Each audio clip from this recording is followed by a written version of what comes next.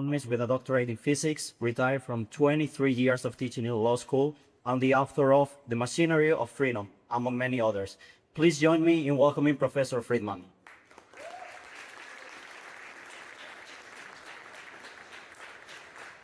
I spent the final, I would guess, 2/3 of my teaching career specializing in the economic analysis of law. And I would like to spend this talk explaining what that's about and also what it has to do with liberty.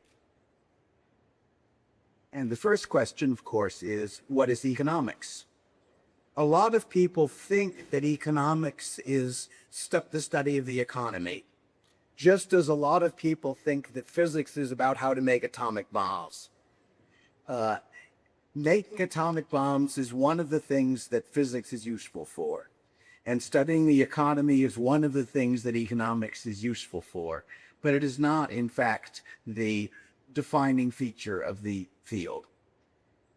In my view, at least, the right way of understanding economics is a way of understanding behavior which is based on a single assumption, what we call rationality, which is the assumption that individuals have objectives and tend to take the actions that best achieve them.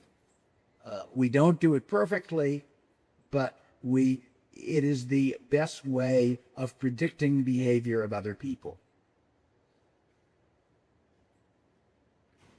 For more details, see my book, Law's Order, or Hidden Order, or Price Theory, all of which start with discussions of this question. What does economics have to do with law? And the answer is that you would think of a legal system as a system of incentives. If I do this, what will happen to me? And then the economist asks, how will rational individuals respond to those incentives? My standard example is to imagine that we impose the death penalty for armed robbery. And a constitutional scholar in the US, where there is a rule against cruel and unusual punishment, will say, is that cruel and unusual punishment? A legal philosopher will ask, is it just? An economist will ask, we want armed robbers to routinely kill their victims? Because after all, if the penalty for armed robbery and the penalty for armed robbery plus murder are the same, the additional penalty for the murder is 0. And a dead victim cannot identify you. So that's one example of the general approach of trying to understand a legal system in terms of how rational people will respond to the incentives that it applies. One of the concepts that has played a large role in economic analysis of law, although not, I think, part of the definition, is the idea of economic efficiency. Roughly speaking, defining an improvement in terms of maximizing the size of the pie. There is no good way of doing interpersonal utility comparisons, as lots of you know, but there is a poor way which is better than nothing. And that is to judge the effect on each person of a change by how much he would pay to get it or to prevent it. And that has the virtue that while it may not be a perfect measure of how much better off it makes him, it is something that we can design institutions to take advantage of. Because if you have an opportunity which is worth more to you than it costs, you take it. If you have an opportunity that's worth less to you than it costs, you don't take it. And therefore, by setting up the right institutions, we can maximize economic efficiency. There is a famous argument in the law and economics literature by one of the early scholars who claimed that the Anglo-American common law system is best understood as a system for maximizing economic efficiency. I have a book on economic analysis of law, and it ends with a discussion of the evidence for and against that claim, but it's not the subject I'm talking about today. The central problem that all societies face and which legal systems provide a partial solution to, is the coordination problem. That to get anything done, millions of people have to cooperate. If that isn't obvious, think about all of the inputs that feed into anything you do, and all of the inputs that feed into those inputs, and all of the, and so forth and so on. Standard example is a pencil. It requires wood, requires chainsaws, requires steel and oil, and each of which requires. So the problem is, how do you arrange a society so that all of those things get produced? Enough iron ore and coal to make enough steel, to make enough chainsaws, to cut down enough trees, to make the number of pencils you want to make. Now, not originally made, but it's a simple example. And there are two solutions to that problem, broadly speaking. The obvious one is top-down authority. The obvious solution is you have a boss, you have a dictator or a charismatic leader or something, and he figures out what everybody should do and makes them do it. And that works for very small groups. If you think about a football team or a family business, you can have one person who figures out what everybody should do and tells them all to do it. But it scales very badly. It breaks down catastrophically for large groups, and the USSR is one demonstration of that problem. Then there's the decentralized solution, which is the one that works, but the one that is less obvious, the harder to understand, and therefore people don't immediately assume it. And the decentralized solution is that everything belongs to someone, including me belonging to me, at least in a free society. Each person decides what to do with himself and his stuff. People coordinate through the market with prices signaling whether more or less of something should be produced. I pay for my inputs, get paid for my outputs. Each of us maximizes his net benefits, the difference between the value of my outputs and the cost of my inputs. And that seems to imply that all of us maximize our some net benefit, which is an efficient outcome. And it scales and works up to the size of the global economy. There is, however, a fly in the ointment, a problem with this. And that is that if my action imposes costs on other people that I don't get, that I don't have to pay for, that I don't have to compensate them for, or provides benefits I don't get paid for, those costs and benefits are left out of my calculation of what to do. So it is possible that what is in my interest is not in our interest. I may do something which imposes costs greater than benefits, such as the air pollution, and may makes us worse off as a result that is in my interest still to do because they're not my costs. Or I may fail to do something where benefits are larger than costs, such as basic research or national defense. And that's the situation that economists refer to as market failure. Market failure, as I understand it, is any situation where individual rationality does not lead to group rationality. It is not limited to markets. When I give a talk on market failure, I talk about market failure on battlefields and in households and in lots and lots of other contexts. So it's not really a problem of markets. It is a problem of the fact that only under some circumstances do individuals each make their own choices separately result in the best outcome. Law solves some market failures. So one of the issues in designing a legal system or evaluating a legal system that exists is the degree to which it eliminates market failures. For example, tort law. Tort law is a very ancient institution. Versions of it go back at least to Pericles and Athens, probably farther than that. But it looks as though it was designed by an economist to deal with a particular category, negative externalities of market failure. That if something I could do benefits me and imposes costs on you, should I, from the standpoint of efficiency, Yes, if my benefit is larger than your cost. No, if it isn't. And if I have to compensate you, that's how I would do it. That, in effect, the tort law converts an externality to an internal cost, because now when I pollute your air, if that's covered by tort law, you sue me and I've got to compensate you. Property law. What you own, you think you own a thing, a car or a house, but what you really own is a bundle of rights with regard to that thing. It's not an unlimited bundle of rights. Owning a car does not give you the right to run people down with it. And owning your land includes the right to forbid trespassers in most places. I gather that in Italy, that's only true close to your household. But it does not include the right to forbid trespassers flying over you a mile up in the air. And if you think about it, one can more or less figure out what rules for what is or isn't included in the bundle lead to increased economic efficiency. And that's the sort of thing that a course or even a lecture on law and econ would include. Sometimes you can solve market failures by market solutions, by some ingenious person who figures out how to do it. For example, a shopping mall is an ardent mechanism for coordinating activities inside each other.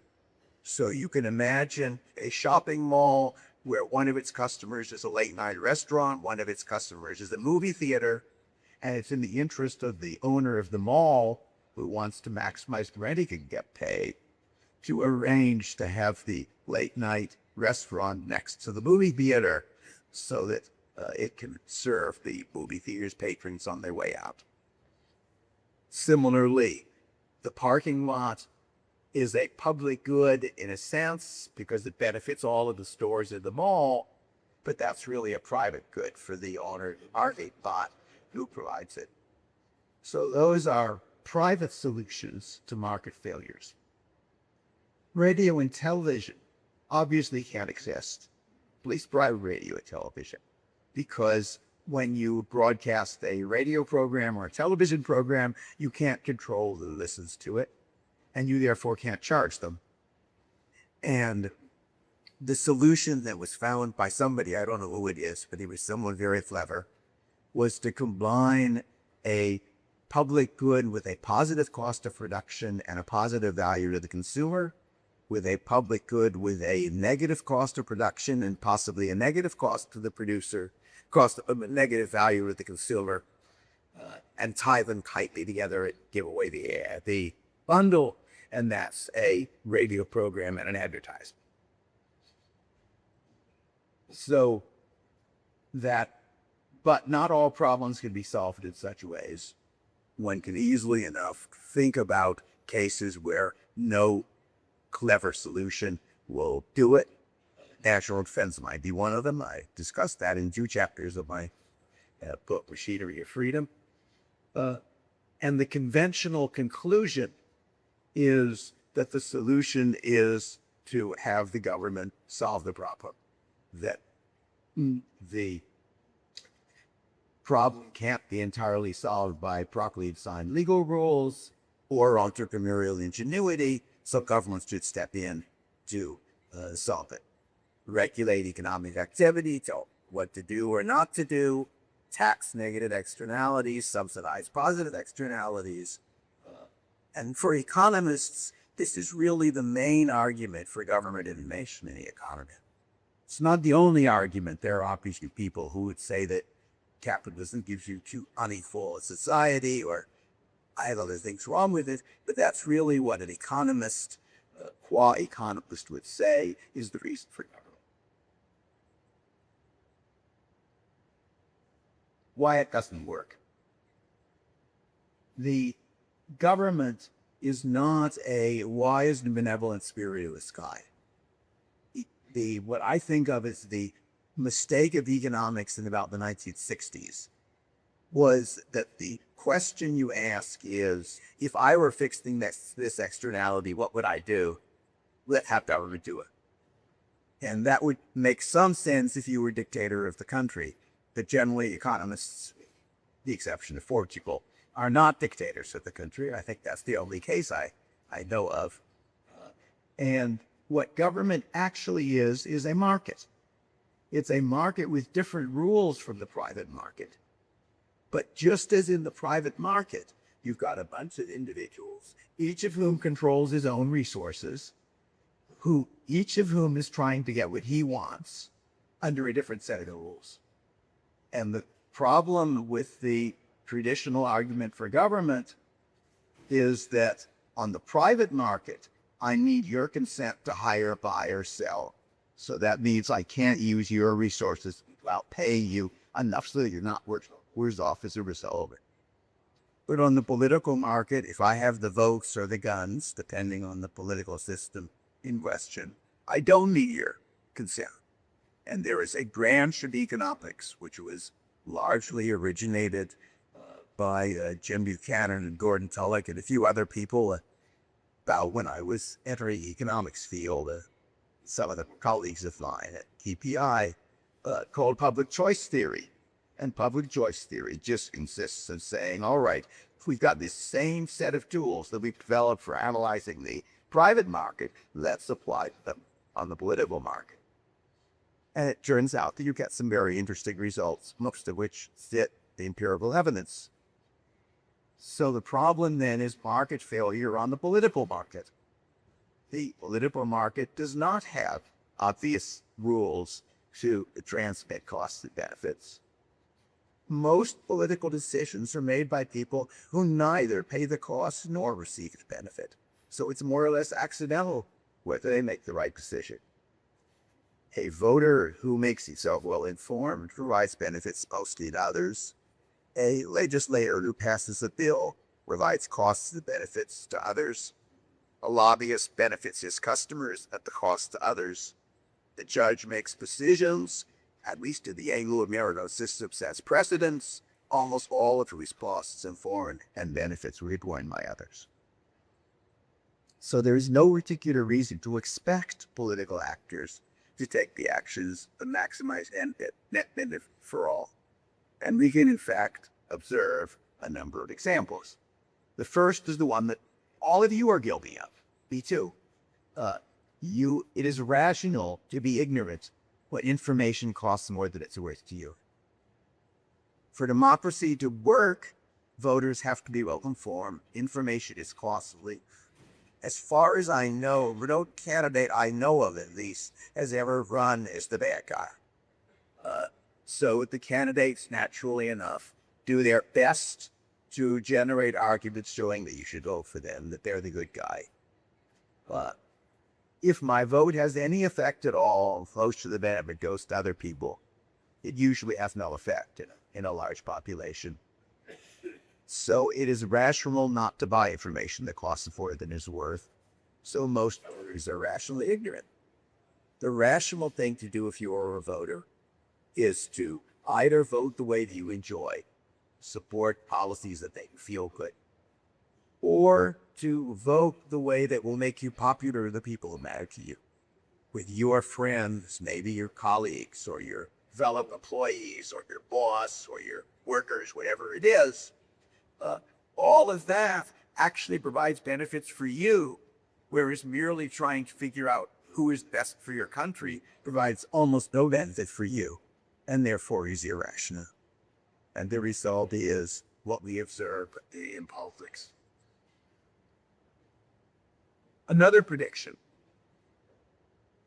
Politicians like to say that government has to intervene to cover future effects because people are too short-sighted.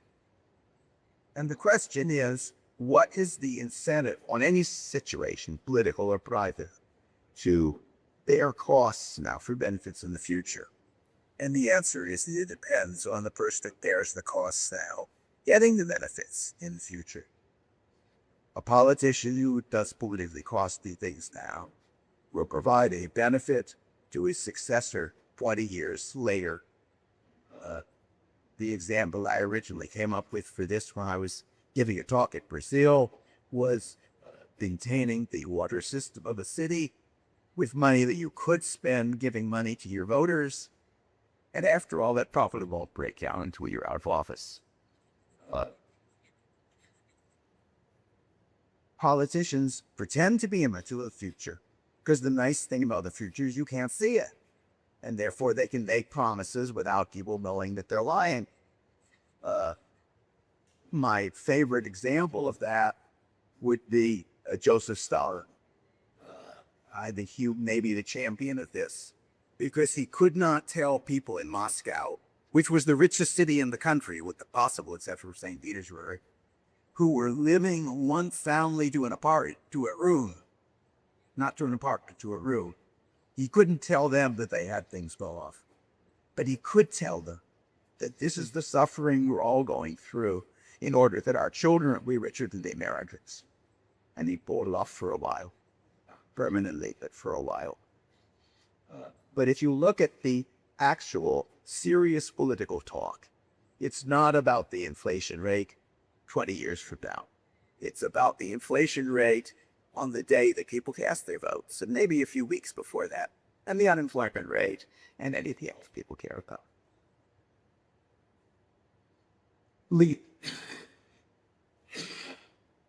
Lethal caution. Consider the regulation of dangerous medical drugs.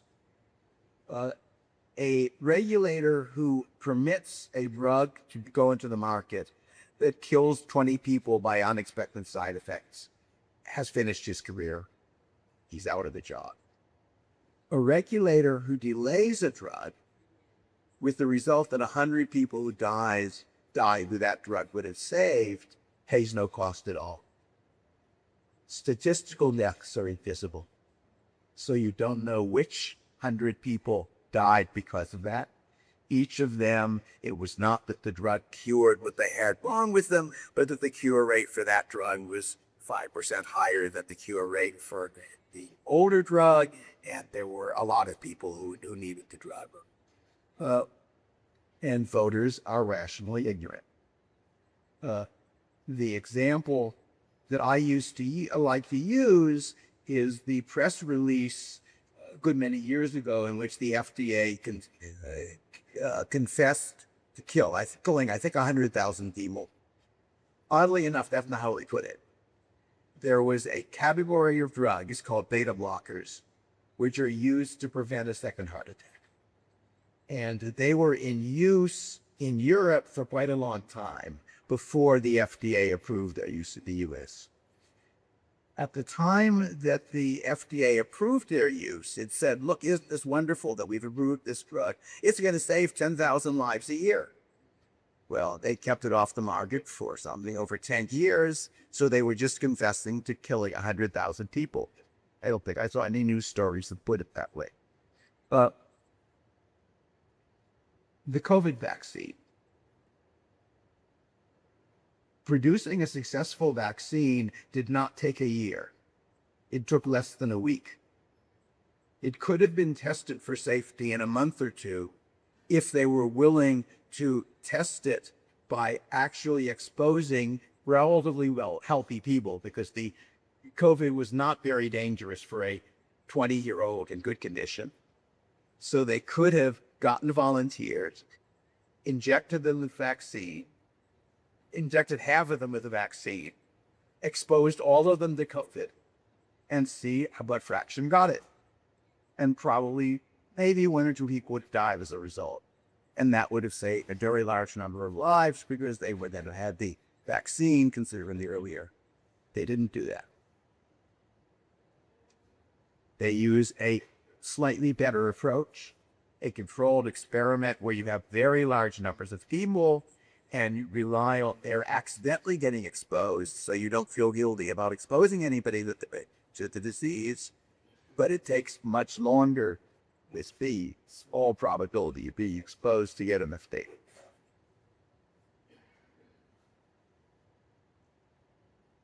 But it wasn't the regulators who died from it. At least not very many of them, maybe a few did. There is a pattern of redistribution that is observed in political systems which is a redistribution from dispersed interest groups to concentrated interest groups. A auto tariff benefits car makers and their workers at the cost of consumers and farmers. Those of you who are not economists or economic students may not know what farmers have to do with it, but if we had post tariffs, we import less, and the result is that we export less. But after all, the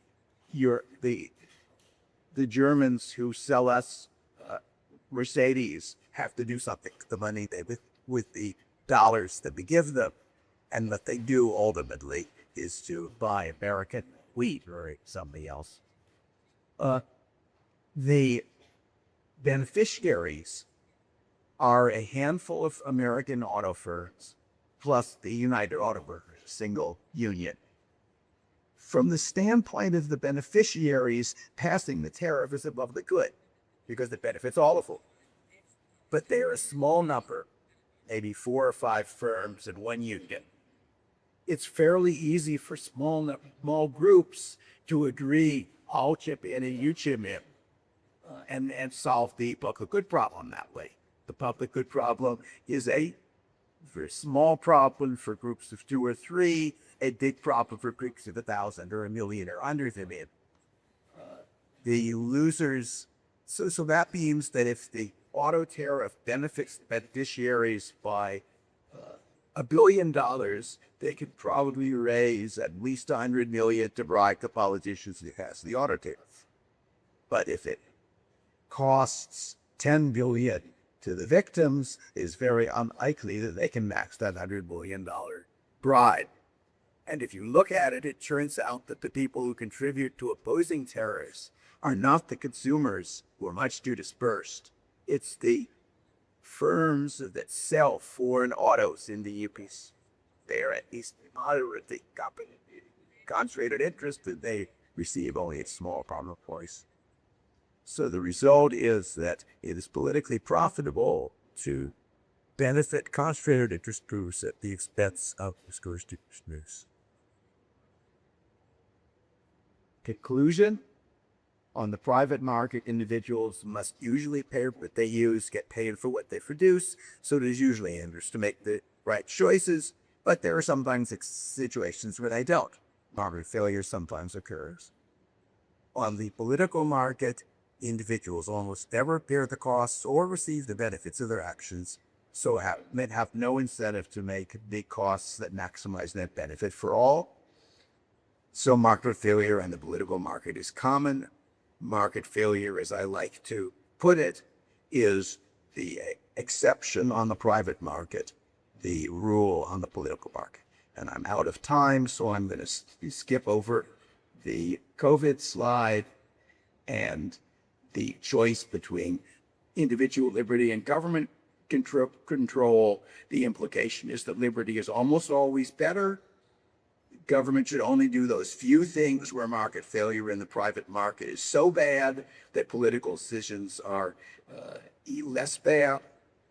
The problem is, how do you set up institutions which will limit the government to those things? And we don't have a good answer, because the government, of course, will always argue that anything it wants to do that's politically profitable fits the category of something where market failure is just too bad on the private market. National defense is the most plausible example of something where there is a reasonable grounds for doing it. I'm running out of time, so I'm not going to go into the detail. For much more, see my webpage, my blog, and my book on law and economics. And I think I can now spend my last minute switching, with luck, to showing you. Let me see if this works. No, damn it. Sorry. I thought that I could show you my webpage, but I think that with essentially no time left. Wait a minute. My thing says I've been talking for 40 minutes. That seems to say I better the woodwork. What? I've got more time? Wouldn't you let me see if I can figure out what the problem is then.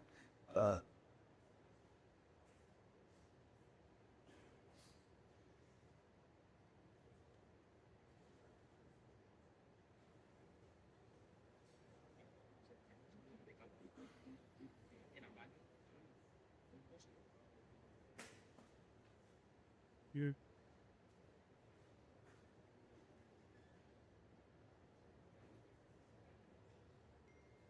Here is 750 news.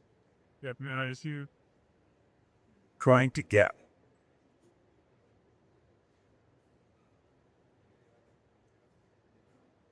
Sorry.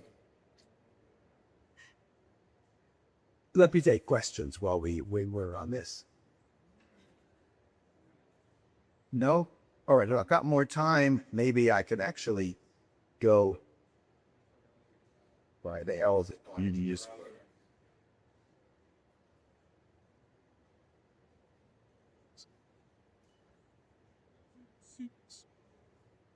You see, no, this is, this is, So I'm going to go back to what I was doing before. And since I have more time, I will go through the problem, which is that in choosing between private and political market, you are trading off between market failure on the private market and market failure on the public market. There might be cases where the market failure on the private market is sufficiently catastrophic that you are better off tolerating government. But the problem with tolerating government is that the government won't limit itself to the few things where it might be better. So, as I usually put it, I would not at the moment advise anarcho capitalism for Estonia, because Estonia has a large and aggressive neighbor. Estonia actually might do it better than most other people because they do have more or less private arrangements designed to make it expensive to conquer them. In Estonia, training for guerrilla warfare is a popular sport. But nonetheless, I'm not going to try to persuade them to be anarchists.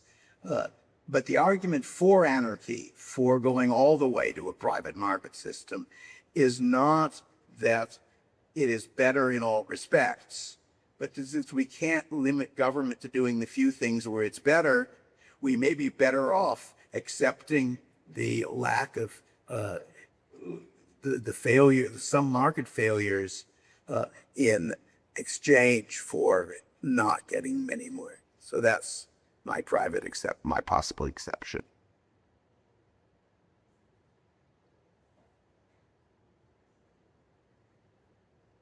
I spend two chapters of my first book describing ways in which you might be able to defend a stateless society voluntarily. Perhaps the best example would be the Comanche Indians, because the national defense problem associated with the Comanche Indians, who were anarchists, for quite a while was defending other people from them. And eventually they lost out, but they lost out to an America that had probably 1,000 times their population and several centuries more modern armament. And it took they blocked expansion across Texas for about a generation. So that happened to be a society whose internal customs made warfare profitable for individuals, but you can't rely on that. And I probably wouldn't work for Estonia. So for some societies, the government may be the least bad alternative, but I don't think one should assume that it is. All right, let me now skip out over everything else and take questions, because I think we still have a few minutes left for that.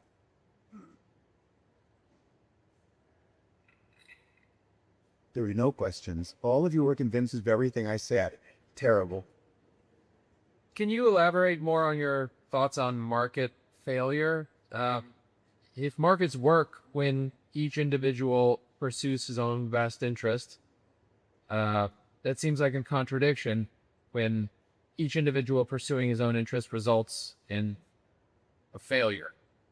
So what you need for a decentralized system to work is some mechanism so that all costs and benefits are transmitted back to the actor, so that the actor's net gain is the same as everybody's net gain. And a market does surprisingly close to doing that, although not perfectly. So that roughly the first approximation, as it were, really answer your question requires about a semester of price theory. But to first approximation, the cost you pay for your inputs represents either the cost to somebody you're producing them or the value to someone else of consuming them, who's not consuming them because you are. Therefore, when you pay for your inputs voluntarily, you are transmitting the cost that using those inputs imposes on everybody back to you. The amount you are paid for your outputs, which you sell on the market, is the first approximation, the value to somebody else of getting them. And therefore, that transmits the benefit of what you're doing back to him. It is the reason you need the semester of price theory is because I'm saying cost and benefit, and I should be saying marginal cost and marginal benefit, but that would take much more than a 40-minute talk to explain. So the problem of market failure exists when you're in a decentralized system which doesn't have those features. So my standard example is you're one of a line of soldiers 1,000 years ago with spears pointed at the charging Moors, and you say to yourself, should I run or should I stand? And your first instinct is, if we run, they'll all ride us down. If we stand, we might break their charge. And your second is, yes, but I don't control him and him. If I run, I'm only one out of 10,000 men at this line. My running has very little effect on the chance that we break their charge, and I'm not going to be one of the ones killed doing it. So it's in my interest to run, even though it's in our interest for all not to run. So that situation is one in which individual rationality does not produce group rationality. That's true for voters. It's true for judges. It's true for politicians. They are not in a situation that transmits costs and benefits back to them. People functioning on the market mostly are. Yes. Professor Friedman, globalization has got, I'm sorry, rather, on the all sides of your perspective, it is for losers will possess. The fact is, do you think it all? Yeah, Frank Horn from Switzerland. The question is, how do you deal with the argument that globalization leaves behind too many losers? I get that argument from both the right and the left.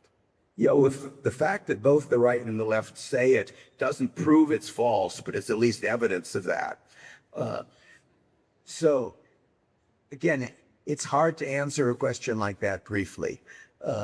If you think about exports and imports, we get more for our society if Switzerland produces watches and chocolate bars, and India produces whatever grain or rice or something, because you could get more rice for your, etc. I mean, that's a standard argument.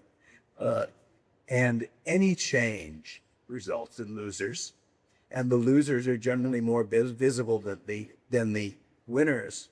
But I don't see any reason to. I'd really need an argument rather than the fact that there are people who are unhappy, because given any changes, there are going to be people who are unhappy. Hi. So, if memory serves, one of the last chapters of Machinery of Freedom was libertarian law producing unlibertarian results. So, I wanted to ask about slave contracts, voluntary slave contracts. Suppose someone signs away his labor for life to the Church of Scientology under anarcho-capitalism. In practice, Wait a minute. Is his neighbor belonging to him to start with? his neighbor Yeah. How does he get ownership of the neighbor in order to sell him? signs away his labor, his own His labor. I'm sorry. self. Labor. Yeah, he signs a voluntary slave contract on himself to the Church of Scientology, let's say. And then 5 years later, he decides that Scientology is not the correct religion. And the Church of Scientology says, but you signed a voluntary slave contract for life. How enforceable would that be in an anarcho-capitalist legal system? Anarcho-capitalism is not defined as libertarian. I argue in the book that the legal rules of a anarcho-capitalist society are likely to be more libertarian than the rules of another society. But I want to distinguish between economic arguments and philosophical arguments, because I'm an economist, not a philosopher. So whether in the anarcho-capitalist society that contract would be enforceable would depend on whether most of the customers of the rights enforcement agencies would prefer to live in a society where they have the option of selling themselves, or would prefer to live in a society in which they don't, because the legal rules are part of the bundle that the rights enforcement agency is selling to its customers, and it wants sets of legal rules that they will like. So that would, in order to answer that question, I would have to know the costs and benefits as people receive them in that society. I can't answer a priori what wouldn't happen. Now, if you find a libertarian philosopher, Mike Humer is probably my favorite one. You can ask him the question. It would be just to enforce that contract, but that's not my department.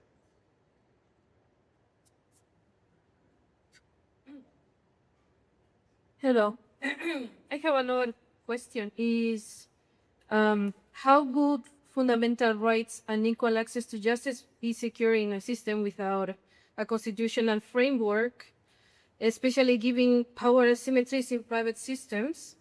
And then what is the new proposal or alternative to the social contract theory? I think the right way of thinking of social contract is that it's not a contract, it's a peace treaty. That people realize that they can't all get everything they think they're entitled to, because different people have different beliefs about what they're entitled to. And the way an actual society works is that if it works, is that people accept the fact that I'm going to get certain amounts stolen or rights violated or whatever, so I can't get a better deal than that, and therefore I'm not going to try to rebel against this society. I think that's as much as I have to say about social contract as I do. I think we're out of time. The tree like this, it says dark out on that screen. Yeah. I'm here. Yeah. Good morning, Dr. Friedman. I have a question. How can we migrate from the status quo, from the mixed economy, to the anarcho-capitalist utopia which you talk about? Thank you. First, anarcho-capitalism is not a utopia. There will be things wrong with that, as in any other system. And I think I devote a chapter in the third edition of Machinery to the predictable ways in which it will get the law wrong. So utopia is not an option. But in terms of how you get there, I think the answer is gradually. I think revolutions generally encourage state power because people are scared and they want security.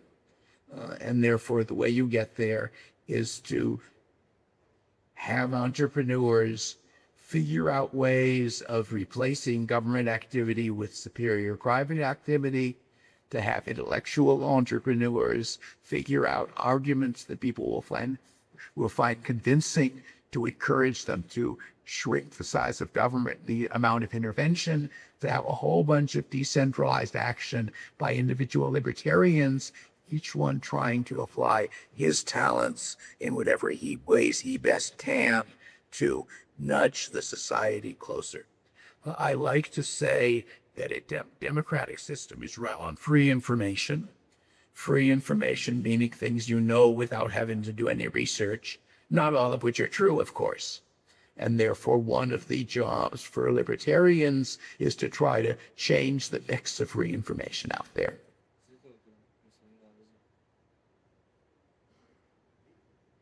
So yes. Should I just speak or should I wait for my crowd? I'll speak. If everybody hear me, I agree with the vast majority of your clicks, but I wonder if there might be a contradictory to your position in that you argued that you should prefer erudism to any kind of governance. It's too difficult politically to keep governments in it, but it seems like it would be even more difficult to abolish government entirely, given that in your framework, it seems like the abolition of government would be a public good to the entire society, which for the sake lines of reasons about grass or rigor rights of other factors we talked about, that good is like could be highly undersupplied. And whereas we did have some successful examples of unreasonable limits on government constraining power in some areas, Swedes, for instance, under modern conditions, as far as I know, we have no successful examples of the total abolition of government, and that actually sticking for any length of time. Well, I suppose you could argue about Somalia, and you could have a discussion about that, but in general, it does seem like the barren factor, would you say, should lead us to support anarcho-capitalism, would also likely prevent its achievement. Yeah. With regard to the general problem, the fact that abolishing government is a public good is why I am not predicting that it will happen. But it doesn't mean it can't happen, because there are lots of public goods that are privately produced. At this very instant, I am privately producing a public good. I'm spreading information which I would like to believe will improve the status of everybody in the world by making the world 0.00001% more libertarian. So it is not a proof that it can't happen. With regard to your point that it isn't happening so far, I like to point out that if you described, suppose it were about 1700 or maybe 1600, and you said, I've got this proposal for a new society. It's going to be really weird, I should warn you. This is a society where instead of having a hereditary monarchy, we're going to have a temporary monarch chosen by majority vote. And I know the Athenians had some problem with their version of this, but this one's going to work. And it's going to be a different society in lots of other ways. It's going to be a society in which government controls somewhere around half of the national income. It's clearly impossible. If you look at any society around you, you would see that that would result in everybody starving to death, because the margin between income and subsistence is too low. And you're not going to believe this, but this is going to be a society in which women have the same rights as men, which is absurd. I mean, no such society. Any reasonable person would have said, this has never happened. It's never going to happen. It's what we have now. It's the current norm. I think I'm stopping.